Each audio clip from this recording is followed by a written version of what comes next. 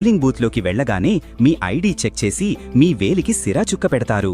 గుర్తుపెట్టుకోండి, సర్పంచ్ ఎన్నికల్లో మీరు 2 ఓట్లు వేయాల్సి ఉంటుంది. ఒకటి వార్డు మెంబర్ కోసం, దీనికి సాధారణంగా తెలుపు రంగు బ్యాలెట్ పేపర్ ఇస్తారు. మరొకటి సర్పంచ్ కోసం, దీనికి సాధారణంగా గులాబీ రంగు బ్యాలెట్ పేపర్ ఇస్తారు. అధికారులు మీకు ఈ 2 పేపర్లు ఇచ్చాక ఓటింగ్ కంపార్ట్మెంట్లోకి వెళ్ళాలి. అక్కడ ఉన్న స్వస్తిక్ ముద్రను తీసుకుని మీకు నచ్చిన అభ్యర్థి గుర్తు పక్కన ఉన్న గడిలో బలంగా ముద్ర వేయాలి. ఇక్కడే అసలైన విషయముంది, జాగ్రత్తగా వినండి.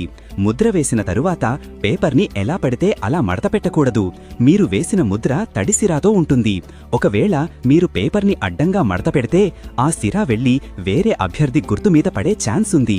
అప్పుడు 2 గుర్తుల మీద సిరా ఉంటుంది కాబట్టి ఆ ఓటుని చెల్లని ఓటుగా పరిగణిస్తారు.